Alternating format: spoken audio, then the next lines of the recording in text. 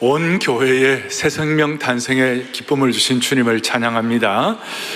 2450여 명의 새로운 영혼이 새 생명을 얻게 되었습니다. 참으로 귀한 일입니다. 어느 집안에 아기가 새로 태어나면 어둡던 분위기가 밝아집니다. 그리고 온 집안에 생기가 불어넣어지죠. 아이가 눈을 뜨고 방긋방긋 웃는 모습에 온 집안 식구들이 같이 기뻐하고 즐거워합니다. 이 새 생명의 기쁨을 여러분들 결코 빼앗기지 않는 은혜가 있기를 바라는 것입니다. 새 생명의 탄생의 기쁨은 무엇과도 바꿀 수 없는 것입니다. 그런데 오늘 이 시대의 사람들은 마음에 좀 좋은 일이 있으면 같이 좋아하고 기쁜 일이 있으면 밝고 기쁘게 축하도 하고 그렇게 해야 되는데, 많은 분들의 마음이 메마르고 또 비틀어지고 꼬여있는 경우가 많아요. 마치 에스겔 37장의 마른 뼈들처럼 그렇게 되었어요. 본래 한국 사람들은 정도 많고 순박하고 참 소박하고 그런데 지금은 사람들의 마음이 많이 사나워지고 극단적이 되고 어떻게 되면 모두가 화가 나 있고 그렇습니다. 쓴뿌리가 있고 상처가 있다는 것입니다. 왜 그럴까? 왜 그럴까? 왜 사람들의 마음이 이렇게 메마르고 삐뚤어지고 꼬였을까? 왜 그럴까? 왜 그럴까? 여러 원인이 있겠지만 제가 오늘 말씀을 준비하면서 제게 묵상되어진 것은 사람들이 진짜 아름다움을 보지 못해서 그렇구나. 참 아름다움을 보면 그렇지 않을 텐데, 높은 수준의 거룩하고 아름다운 것을 보면 사람들이 덜 사나워지고 자기 마음을 지킬 수가 있을 터인데, 여러분, 좋은 뉴스를 듣고 좋은 작품을 보면 또 좋은 음악을 들으면 마음이 좋아지죠. 근데 우리는 전문적인 무슨 미술가도 아니고 전문적 음악가도 아니기 때문에 저는 일반 성도들의 마음이 아름답게 단장되고 아름다움을 지키는 것이 뭘까? 그 중에 하나가 주일날 저는 여러분들이 부르는 찬양이라고 생각합니다. 교회 오래 신앙생활하는 분들 가운데 자기도 모르게 그냥 이 예배에 찬양하는 시간을 단지 말씀 듣고 기도하는, 그리고 또 예배의 절차 가운데 하나로 생각하는 분들이 많아요. 그런데 매주일마다 우리가 부르는 이 찬양은 내 마음을 높이 고양시키는 아름다움의 수준을 올려드리는 그런 은혜라고 믿는 것이에요. 오늘도 회중 찬송하면서 주 앞에 나올 때 우리의 마음이 기쁘고 그 말씀 힘되어 새 희망이 솟아오른다. 고난도 슬픔도 이기게 하시고 영원에 잇대어 살아가게 하여 주옵소서. 참 이게 마음이 기뻐지는 것이에요. 마음이 기뻐지는 것이에요. 마음이 아름다워지면 우리의 마음에 더러운 것들을 씻어낼 수 있는 것이에요. 아름다운 좋은 자연의 물이 더럽고 오염된 것을 씻어내는 것처럼. 그래서 우리는 매주일마다 우리 주님은 아름다우신 분이시고 그 주님의 형상을 닮은 사람들도 아름다워지기 때문에 우리 주일마다 아름다움을 경험하고 가시는 축복이 있기를 바랍니다. 그런데 오늘 제가 첫 번째 질문이 이거예요. 아름다움의 최고봉이 뭘까? 무엇이 가장 아름다울까? 아름다움의 최고의 봉우리가 뭘까? 우리가 찬양할 때 아름다우신 주 얼굴 바라네. 물론 주님이 가장 아름다우신데 그 아름다우신 주님이 주시는 것이 오늘 정말 아름답다는 것이에요. 그게 뭐냐면 오늘 13절 뒤에 보니까 오늘 요절인데, 하물며 너희 하늘 아버지께서 구하는 자에게 뭘 주시지 않냐고요? 성령을 주시지 않겠는가? 이 아름다우신 주님이 주시는 이 성령이야말로 아름다움의 최고봉이다. 할렐루야.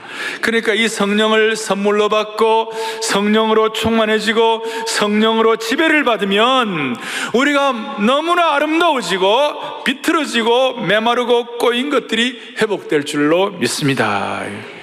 그래서 오늘 먼저 첫 번째 생각할 것은 가장 절실히 구해야 할 아름다운 성령 충만에 대해서 좀 정리를 하겠습니다. 오늘 본문을 보시면 제가 지난번에 기도의 정석을 가지고 누가복음 앞부분을 말씀을 드렸어요. 그리고 그 모든 것들을 종합해 가지고 9절부터 구하라, 찾으라, 두드리라, 막 긴박성, 간절함을 계속 더 점층법으로 얘기를 하고 있죠. 그리고 간절한 그 기도의 절실함과 절박성을 가지고 오늘 13절에 구하는 자에게 성령을 주시지 않겠는가, 이걸 깨달으라는 것이 무슨 말이냐. 오늘 우리가 이 메마르고 비틀어지고 고통하는 이 시대에 저와 여러분이 가장 절실히 구해야 할 것이 무엇인가? 그것이 성령이라는 것이, 그리고 그 성령님을 통하여 아름다움의 최고봉을 맛보라는 것이, 목회자 입장에서 제가 지금 제일 절실히 구해야 할 것이 무엇일까? 우리가 수많은 현안들도 처리해야 되고 많은 것들을 해야 되겠지만, 저희 입장에서 제가 가장 절실히 요구하고 가장 큰 마음의 소원은 뭐냐? 하나님, 다른 어떤 것보다도 오목사와 우리 교회 중직자들에게 하나님 성령 충만을 허락하여 주시옵소서. 그리고 저희 입장에서는 성령 충만이 없이, 성령의 충만함이 없이 목회하는 것은 어떻게 보면 이거는 너무나 고통스럽고 안타까운 일이라는 것이. 그러니 오늘 구하는 자에게 주시는 이 성령의 충만이 아름다움인데, 이 성령 충만을 가장 절실하게, 가장 우선순위로 두고 구하라는 것이에요. 예를 들어 심근경색에 일어나가지고 심장마비 걸리기 직전에 심장이 안 뛰는 사람에게, 또 어떻게 운동하다가 다리뼈가 부러지고 혹은 탈골이 되고 골절이 된 분들에게 무엇이 가장 소중하겠어요? 집안이 형편도 좋아야 되고 형제들도 화목해야 되고 또 좋은 차도 사야 되고 이런 것들도 있겠지만, 그러나 이것들은 다 부차적인 것이에요. 심장마비 돼가지고 지금 거의 죽어가는 사람에게 제일 필요한 것은 심장이 다시 뛰는 것이에요. 다리가 부러져서 다리를 움직이지 못하는 사람들의 가장 절실한 것은 뭐냐? 부러진 다리가 다시 회복되는 것이에요. 마찬가지로 저와 여러분, 우리 온 교회에 가장 지금 절실하게 요구되는 것이 있다면, 주여 다시 한번 사랑의 교회와 목회자와 모두에게 성령 체험하게 하여 주시옵소서. 성령 충만하게 하여 주옵소서. 우리에게 지금 사람들과의 관계, 좋은 집, 자녀 교육 다 필요하지만 오늘 이 시간 우리에게 절실한 것이 성령 충만하게 하여 주시옵소서. 우리에게 시체와 같은 죽은 삶이 아니라 생명력 있는 삶을 살기 위하여 우리는 정말 성령 충만을 사모해야 되는데, 성령 충만을 사모해야 하는 이유가 뭘까? 그 이유가 뭘까? 요한복음 6장 63절이 대답이 될 수가 있어요. 같이 보겠습니다. 살리는 것은 영이니 육은, 우리가 성령을 구하고 성령 충만을 신앙의 최우선 순위에 두어야 하는 것은 죽은 것을 살리고 메마른 가지에 다시 생기가 돋고 꽃을 피우게 하는 것이 성령님이기 때문에 그렇다, 이 말이에요. 그러니까 한마디로 생명력 있는 삶을 살기 위해 저와 여러분들이 메마르고 죽어있는 그런 신앙생활이 아니라, 그냥 겨우겨우 억지로 신앙생활이 아니라 생명력 있는 신앙생활을 하기 위하여 성령 충만하게 하여 주십시오. 두 번째로는 우리가 성령 충만을 우선순위로 구해야 하는 이유는 뭐냐면, 저와 여러분의 몸이 성령의 전이기 때문에 그렇다는 사실을 믿으셔야 되는 거예요. 고전 6장 19절에 뭐라고 나와 있느냐? 이렇게 나와 있어요. 우리가 하나님의 성령의 전인 줄 너희가 알지 못하느냐? 우리의 몸이 성령의 전이라는 말은 우리의 몸이 성령으로만 제대로 작동하고 기능한다는 걸 의미하는 것입니다. 특별히 구원받은 그리스도인들은. 휘발유 자동차는 휘발유로만 작동하게 되어 있습니다. 아무리 수억의 대단한 고급 자동차라더라도, 롤스로이스 같은 걸 할지라도 휘발유가 없으면 한 걸음도 나가지 못하는 고철 덩어리에 불과한 것이. 그리고 또 휘발유 말고 다른 건 넣어도 안 돼요. 휘발유 자동차는 휘발유를 넣어야지, 그게 디젤을 넣으면 차가 망가지는 것입니다. 겉으로 비슷해 보여도 다른 것입니다. 아무리 대단하고 황홀할 정도의 감탄스러운 기능이 있는 아주 최첨단 전자제품이라 하더라도 전기가 들어가지 않으면 1초도 작동을 못하는 것이에요. 그러므로 성령의 전인 우리의 몸은 우리 속에 성령의 충만과 임재가 있을 때에 비로소 하나님이 의도하시는 기능과 역할과 사명을 다할 수가 있는 것입니다.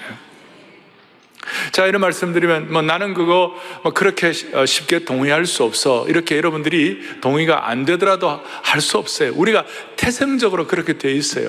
예수 믿는 사람들은 성령 충만하지 않고서는, 성령이 없이는 우리는 살아갈 수가 없는 존재인 줄 믿으셔야 되는 것이에요. 그리고 성령의 간절함과 성령의 능력과 성령의 기름 부으심이 우리의 미천인데, 이걸 위하여 오늘 특별히 11장 13절 오늘 이 본문은 아주 우리가 유념해야 하고 관심을 가지고 집중해야 할 본문이라고 말할 수 있습니다. 왜냐하면 세계 교회가 다시 한번 부흥하고 새로워질 때 누가복음 11장 13절에 이 부분이 재해석되었어요.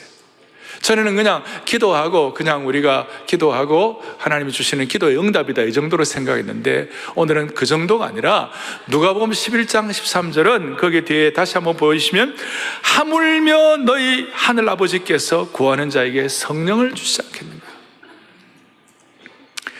대한민국은 일제의 그 일본 제국주의의 그 엄혹한 치하에서도 우리가 견뎌낼 수 있었던 비결은 1907년도에 평양 대부흥이라는 사건이었습니다.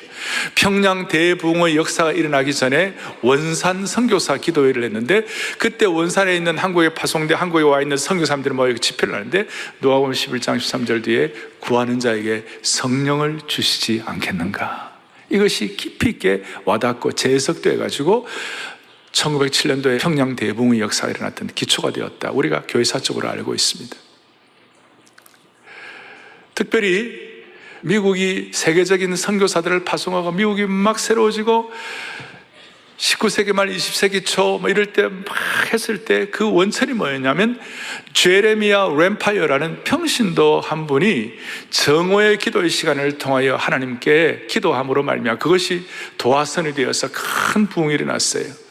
제가 미국 신학교 처음 1학년 때 닥터 크리스천이라는 우리 교회사 교수님이 계셨어요. 그분이 저한테, 브라더로 오영재, 당신이 한국 가거든 미국의 대각성이 일어나게 된 원인 중에 하나가 제레미야 램파이어라고, 한국 분들은 되게 잘 모르는데 당신이 사명을 갖고 그분이 누가복음 11장 13절의 은혜를 받고 같이 기도함으로 말미암아 구에서 얻는 성령의 능력을 삼으로 말미암아 미국의 대각성이 일어난 것처럼 한국 교회에 제레미야 램파이어를 소개해달라. 대신 발음은 잘하라. 뱀파이어가 아니고 램파이어다. 제레미야 램파이어다. 제가 그 사명을 가졌어요. 그래서 그 제레미야 램파이어의 정오의 기도 운동을 통하여 나중에 헤이스팅 무브먼트, 건초더미 운동이 시작이 되고, 수많은 SVM이라고 해서 스튜던트 발런티어 무브먼트라고 그래가지고 학생 자원 선교 운동이 벌어짐으로 말미암아 미국의 많은 선교사들이 전 세계에 가가지고 참 힘든 곳에서 섬기고, 이런 역사가 일어나게 된 것입니다. 오늘 누가복음 11장 13절의 이 내용이 한때의 어떤 원산, 평양, 미국, 또 혹은 여러분 그 17세기 할레 대학을 중심으로 한 경건주의 운동, 진젠데르 후백작, 모라비안 운동, 그때 선교에 강력한 힘이 발휘되었을 때도 누가복음 11장 13절이 재해석되었어요. 그런 것처럼 오늘 이 시간에 제가 여러분들에게 이 말씀을 다시 한번 정리하고 재해석하고 할 때에 여러분 이 자리에서 저와 모두가 다 성령 체험하고 돌아갈 수 있기를 바라는 것이에요. 그래서 첫 번째는 긴급하게 구해야 할 성령 충만에 대한 내용을 말씀을 드렸고, 두 번째로는 뭐냐면 우리가 아빠, 아버지라고 부르는 사람들이 얻는 성령 충만에 대해서 말씀을 드리겠습니다. 이 13절의 말씀을 우리가 앞에 놓고, 하물며 너희 하늘아버지께서 구하는 자에게 성령을 주시지 않겠는가 그랬을 때에 제가 질문을 합니다. 이 질문은 예수 믿지 않는 사람들에게 주시는 말씀입니까? 아니면 이미 예수 믿는 사람들을 위하여 주시는 말씀입니까? 그렇죠. 이것은 예수 믿지 않는 사람들을 위하여 주시는 말씀이라기보다는 이미 예수 믿는 사람들을 위하여 더 강력하고 간절하게 집중적으로 주시는 말씀인 줄 믿으셔야 되는 것이에요. 그 이유가 뭐냐면, 오늘 본문에서, 전에 성경은 너희 천부께서 그랬는데 오늘 본문에서 개역개정판은 너희 하늘 아버지께서 구하는 자에게 성령을 주시지 않겠는가. 그러니까 오늘 이 기도는 하나님을 하늘 아버지, 지난번에 말씀한 대로 아빠 아버지라고 부르는 사람에게 주시는 성령 충만이라는 것이에요. 이것은 당시의 유대인들의 세계에서는 아주 충격적인 사건이었어요. 유대인들은 하나님을 함부로 이름도 못 부르고, 유대 그 지도자들, 성경학자들은 하나님에 대해서 그 음가가 너무 어려워가지고 함부로 쓰지도 못하는 그런 상황이었고, 또 유대인들은 하나님을 3인칭으로 그냥 높여 부르는 것이지 하나님을 아빠 아버지로 2인칭으로 아주 살갑게 부르는 이런 내용들은 그 당시 유대인들의 입장에서는 머리를 망치로 맞는 것 같은 그런 충격적인 사건이었어요. 그런데 우리가 그리스도의 보혈의 피로 하나님의 자녀가 되고 오늘 새 생명의 은혜를 받은 분들은 이제는 우리가 하나님을 그냥 멀리 있는 하나님, 3인칭 하나님이 아니라 하나님을 아빠 아버지라고 부르는 축복을 받은 줄로 확신합니다. 그리고 하나님을 아빠 아버지라고 부르는 사람들, 다시요, 예수 안 믿는 분들은 하나님을 아빠 아버지라고 못 불러요. 하나님을 아저씨라고도 못 불러요. 하나님을 할아버지라고도 못 불러요. 하나님을 아빠 아버지라고 부를 수가 없어요. 그런 우리 하나님을 아빠 아버지라고 부르는 사람들, 그리고 하나님을 구세주로 모신 사람들은 이미, 여러분 이제 신학적으로 이제 조금 제가 정리해 드릴 것인데, 이미 예수 믿고 구원받은 사람은 성령님을 통하여, 성령님의 선물을 통하여 믿음으로 성령께서 오셔서 예수 그리스도를 구세주와 주님으로 고백하게 하고, 예수님이 나의 주님이십니다라고 고백하는 그 순간 성령이 우리 속에 내주하고 계시는 것이에요. 그리고 성령이 우리 속에 내주하고 계시고 떠나지 않으시는 거예요. 그리고 한 번 인침받는 분들은 끝까지 가는 것이에요. 다 함께 우리 하나님의 말씀을 보겠는데, 에베소서 4장 30절을 다 같이 우리 또박또박 보겠습니다. 하나님의 성령을 근심하게 하지 말라. 그 안에서 너희가 구원의 날까지 인치심을 받았느니라. 아멘. 자, 우리가 구원의 날까지, 주님 다시 오는 그날까지 우리가 성령님을 통하여 인치심을 받은 줄로 믿습니다, 이거예요. 그래서 이런 은혜를 받아가지고 베드로 같은 경우는 정신이, 눈이 똑바로 뜨여져 가지고 너는 나를 누구로 하느냐 물었을 때 주는 그리스도시요 살아계시는 하나님의 아들이심인 줄로 믿습니다. 이거는 성령님을 통하여 고백할 수 있는 내용이에요. 예수 믿고 성령님을 통하여 예수 믿고 구원받은 사람이 할 수 있는 내용이에요. 그래서 주님께서는 뭐라고 말씀하시는가? 요한복음 15장에 보면 나는 포도나무의 너희는 가지다, 너희는 내 안에 이제 붙어있다, 그리고 인치심을 받았다, 이런 내용을 갖는 거예요. 우리가 다 이렇게 받았는데 문제는 뭐냐? 다 예수님의 제자들이고 예수 믿고 구원받은 하나님의 백성들을 향하여 예수님께서 누가복음 24장에 보면 뭐라고 말씀이 나오는가 하면, 너희가 능력을 입힐 때까지 이 자리에서 기다리라 그랬어요. 누가복음 24장 49절을 같이 보겠습니다. 아버지께서 약속하신 것을 너희에게 보내리니 너희는 위로부터 능력으로 입혀질 때까지 이 성에 머물라 하시니라. 아멘. 아버지께서 약속하신 것이 뭐예요? 성령이에요. 성령을 내가 너희에게 보내리니 위로부터 능력이 입혀질 때까지 이 성에 머물라 그랬어요. 그러니까 잘 보십시오. 이미 이분들은 성령님을 통해 예수님을 구세주로 고백하는 사람들이에요. 예수 믿는 사람들이에요. 그런데 위로부터 능력으로 입혀지는 상황이 필요하다는 것이에요. 그래서 사도행전 2장에 보면, 사도행전 2장을 누가복음 24장 마지막 쓴 누가가 사도행전 2장을 썼는데, 사도행전 2장에 보면 오순절 성령 강림의 역사를 통하여 오직 성령이 너희에게 임하시면 그랬어요. 이걸 에피라고 그러는데 위로부터 임하시는 역사. 따라서 정리하면 우리가 예수 믿고 구원받을 때 성령님을 통하여 예수 그리스도를 구세주라고 고백하지만, 우리의 매일의 삶의 현장 가운데, 우리의 신앙생활의 여러 가지 과정 가운데 내 힘으로 감당할 수 없는 많은 일들이 선적에 있사오니 이 일들을 위해서 위로부터 임하시는 성령의 충만과 능력을 부어 주시옵소서. 이것이 우리에게 필요하다. 이미 우리 속에 성령이 내주하고 계시지만, 이미 소유하고 계시지만 위로부터 성령의 은사와 능력을 부어 주시옵소서. 이제 오늘 이것을 우리가 좀 마음의 염두에 두어야 하겠습니다. 제가 오늘 이 예수 믿을 때 얻는 성령과 구에서 얻는 성령에 대해서 좀 조심스럽게 제가 접근하고 있습니다. 이 구에서 얻는 성령이라는 말에 여러분들 구한다는 용어 때문에 성령님을 잘못 이해하는 경향이 있어요.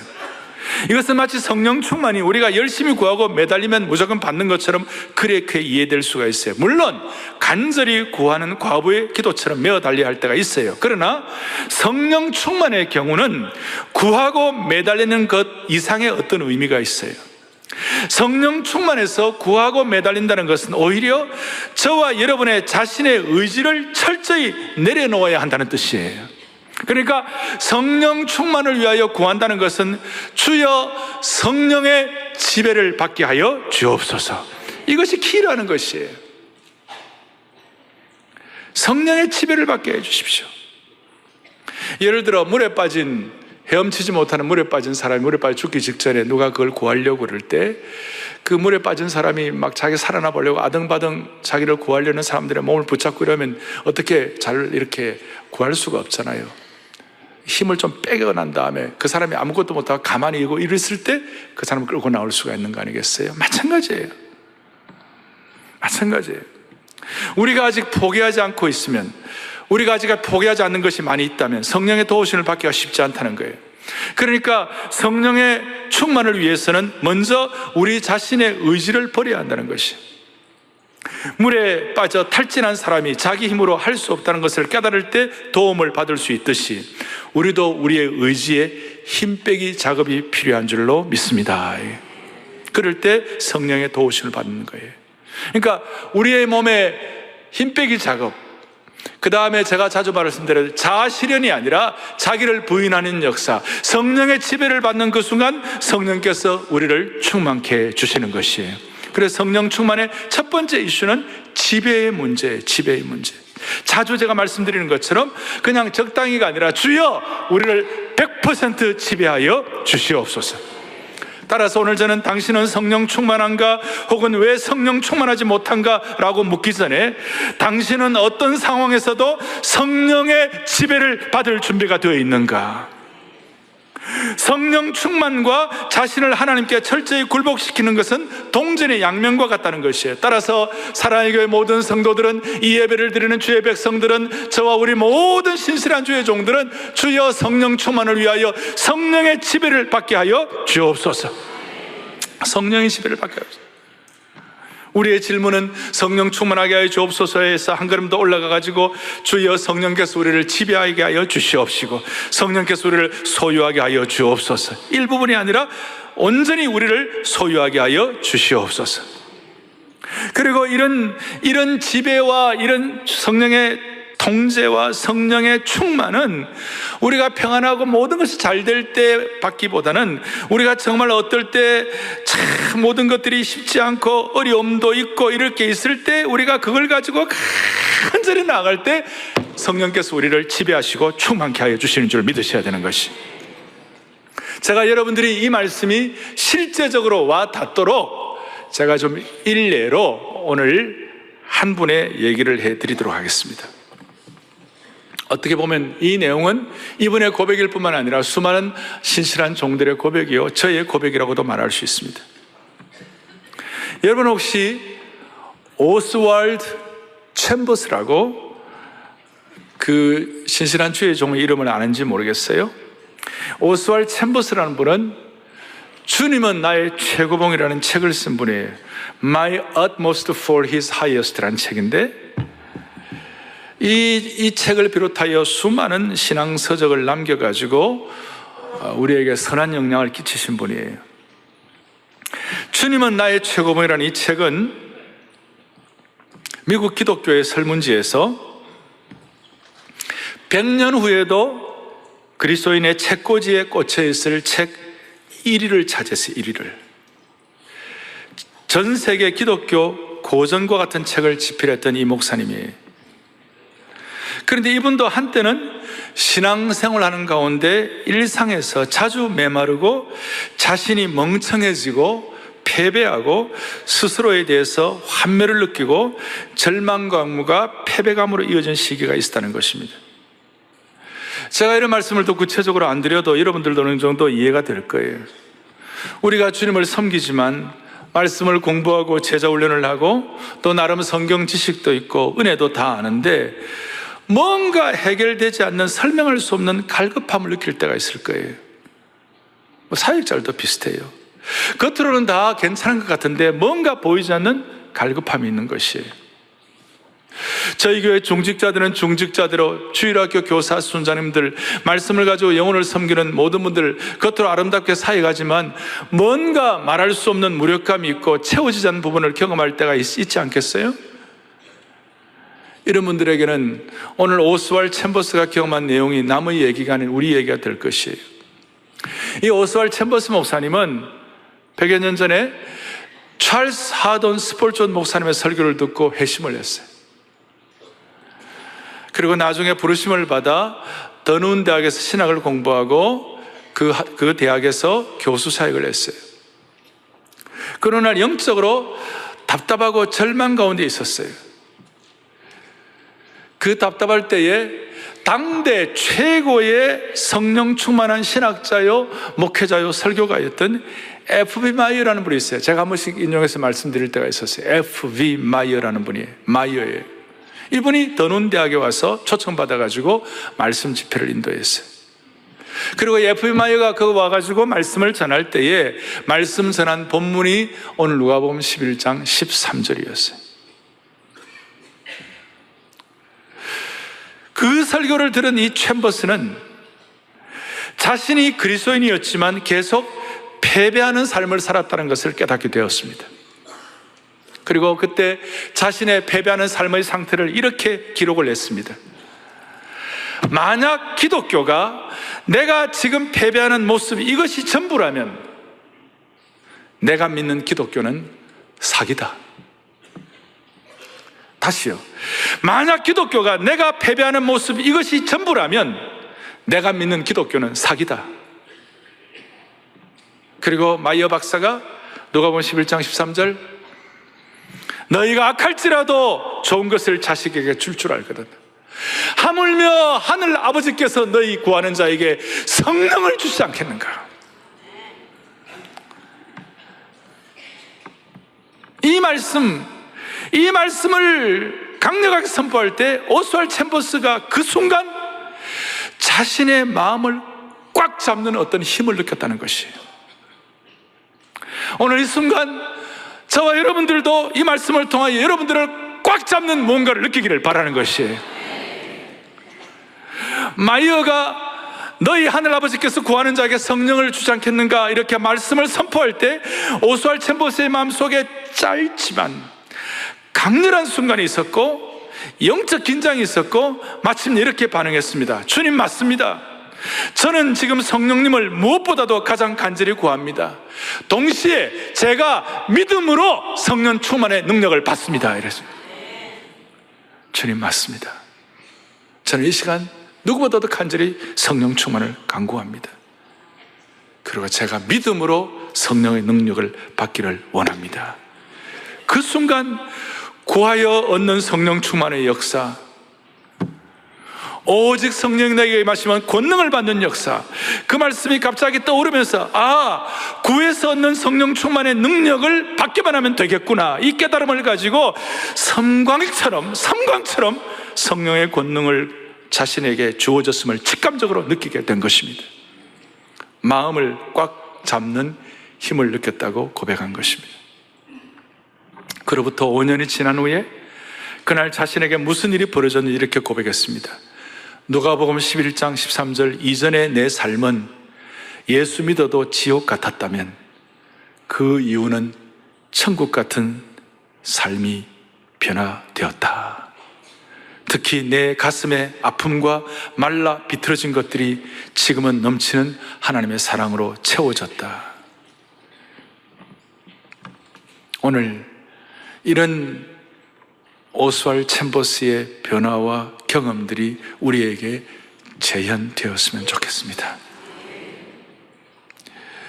오스왈 챔버스는 성령 충만을 체험하기 전에도 성령이 그 안에 계셨어요.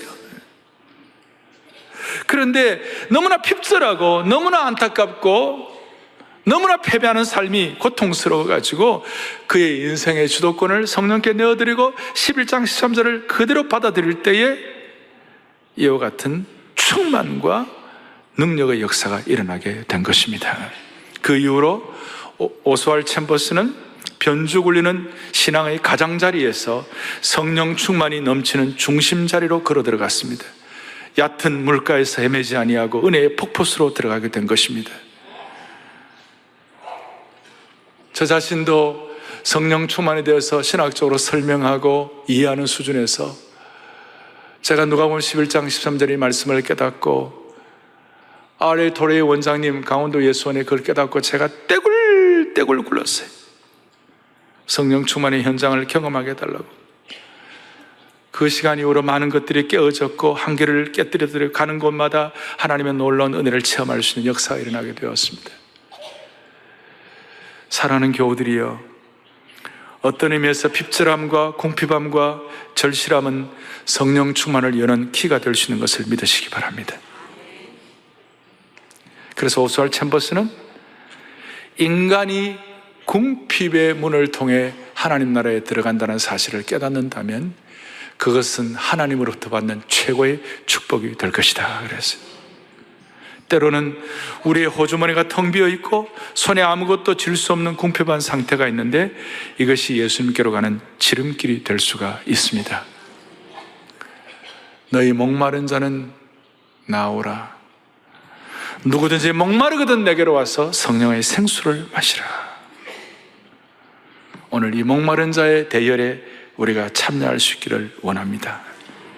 제가 이제 오늘 중요한 삶의 실제 적용을 하겠습니다. 이 성령 충만이 저와 여러분의 신앙생활에 대해서 어떻게 접목이 되는 것입니까? 우리 모두의 핍절함과 당황스러움과 힘든 걸 어떻게 해결할 수 있습니까? 많은 분들이 예수님을 믿어도 이런 생각을 합니다. 다른 거는 다 해결돼도 이걸 해결 안 될 거야. 평생에 해결되지 않는 난제가 있어요. 예수를 믿고 은혜를 받아도 저거는 되겠지만 이 난제는 해결 안 될 거야. 저 사람과의 관계는 회복 불능일 거야. 우리 가족들 가운데 누구는 희망이 없어. 그리고 이 병은 불치니까 더 낫지 않을 거야. 경제적인 고통을 당하는 분들 가운데서도 혹은 반복적인 죄와 고질적인 죄로 고통당하면서 이 악습은 해결할 수 없을 거야. 그러니까 예수님 믿으면서도 이거는 안 된다라고 제안하는 부분들에 관해서, 그건 개인도 그렇고 공동체도 마찬가지예요. 이거는 해결 안 될 거야, 이거는 아무래도 안 돼 하는 그 부분이 성령 충만을 통하여 해결될 수 있다고 믿으셔야 되는 것이에요. 그것이 오늘 여러분들을 꽉 잡는 하나님의 은혜의 사로잡힘이 되기를 바라는 것입니다. 저는 오늘 주님 앞에 간구합니다. 오늘 이 예배만 들어도 수많은 성도들이 예배를 드립니다. 아마 방송과 본당에서 드리는 분들 하면 적어도 10,000명 이상이 이 동시에 예배를 드릴 것입니다. 우리 가운데 많은 분들이 우리 스스로 제안하는 분들이 많이 있어요. 저에게도 그런 속성이 있을 수 있어요. 아무리 해도 아무리 은혜를 받아도 이 문제는 해결 안 될 거야. 여러분 그렇지 않아요? 오늘 성령 충만을 제한하지 말도록 하십시다. 우리가 성령의 지배를 사모하도록 하십시다. 주여, 오늘 그래서 내 평생 이 문제는 절대로 해결되지 않을 거야 하는 그 부분이 주님의 성령 체험을 통하여 해결되기를 바라는 것이에요. 오늘 이것이 확고하게 주님 앞에서 주님의 응답으로 받아 누렸으면 좋겠어요. 어떤 분들은 자식만 생각하면 통곡이 나오는 분들이 있어요. 저 자식은 어떻게 하나? 내 삶의 한숨과 통곡의 현장에서 이 말씀이 힘있게 외쳐지게 해달라고 우리가 기도해야 될 것이에요. 직장만 생각하면 한숨 나오는 분이 있을 거예요. 사업체만 생각하면 기가 막히는 분들이 있을 거예요.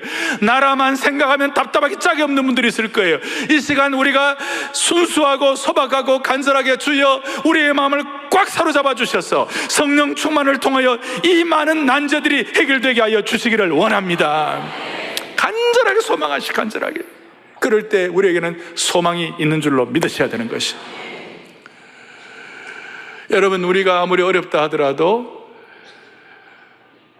골리앗 앞에선 다윗처럼 어렵겠어요? 아무리 이 시대가 어렵다 하더라도 그 블레셋 앞에서 날마다 바들바들 떨던 이스라엘만큼 어렵겠어요?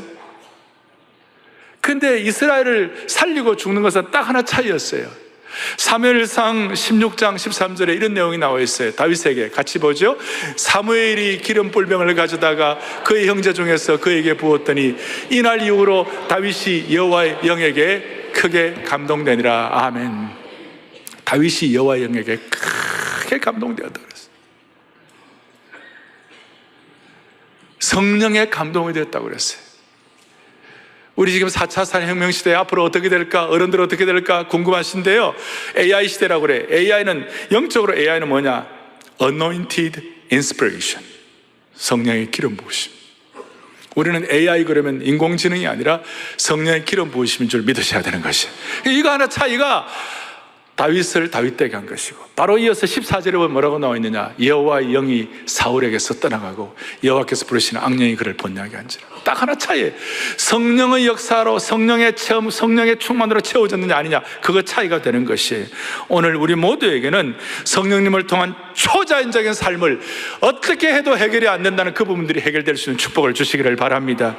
그럴 때 결과가 뭐냐? 광야 생활 같은 말라 비틀어진 인생이 하나님의 영으로 말미암아 아름다운 숲으로 변화되게 될 것입니다. 제 말씀이 아니라 이사야 32장 15절 읽다가 제 가슴이 뭉클했어요. 다 같이 또박또박 소망하면서 읽겠습니다. 같이 보겠습니다. 마침내 위에서부터 영을 우리에게 부어주시리니 광야가 아름다운 밭이 되며 아름다운 밭을 숲으로 여기게 되리라. 아멘. 마침내 위에서부터 영을 우리에게 부어주시니 성령 충만입니다. 에피의 역사, 위에서부터 부어주신 역사입니다. 능력으로 입히는 역사입니다. 충만의 역사입니다. 이 은혜가 있게 되면 광야가 뭐가 된다고요? 아름다운 밭이 되고 아름다운 밭을 숲으로 여기게 되리라. 할렐루야. 우리 온 성도들의 인생 메마르고 비틀어지고 꼬이고 고통스러운 모든 부분들이 아름다운 밭, 아름다운 숲으로 바꿔지기를 원합니다. 처음에 제가 말씀드렸죠. 오늘 이 사회가 왜 이리 어려운가? 아름다움을 보지 못했기 때문에 최고의 아름다움을 통한 여러분들의 삶의 광야가 아름다운 은혜의 숲으로 바뀌는 축복을 주시기를 간절히 바랍니다.